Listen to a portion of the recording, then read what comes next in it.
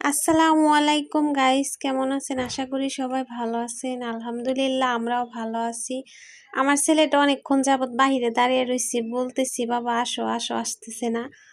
কত বক্কর সক্কর করে পরে আপনার আসলো। আর বাবা অফিস থেকে আইসে নিচে বসে মোবাইল টিপতেছে। নিচে নাকি খাইতে বসবো, ছেলেটা এসে বাপেকে জড়িয়ে ধরলো, আদর করলো। এই তারপর আপনার আজকে কি রান্না করলাম, চিংড়ি মাছ রান্না করছি, তারপরে বাঁশ পাতা শুটকি দিয়ে লতি রান্না করছি, কচুর ভর্তা। আর আপনার ওর বাবার মনটা আজকে অনেক অনেক খারাপ। মাসের আজকে 17 তারিখ বেতন দেয় নাই। কার মন ভালো থাকবে বলেন? কার মন ভালো থাকবো? কিভাবে সম্ভব? রুম ভাড়া আছে, কারেন্ট বিল আছে, ছেলের প্রাইভেটের বেতন, তারপরে স্কুলের বেতন, কি যে একটা সমস্যা, নিজেদের খরচ, ছেলের খরচ, কিভাবে সম্ভব? মানে কি বলবো, মানে বলার মতো আর কোনো ভাষা নাই। খুবই চলতে কষ্ট হয়ে যাইতেছে গা। মাসের অর্ধেকের বেশি দিন চলে গেছে, তারপরেও বেতন দেয় নাই।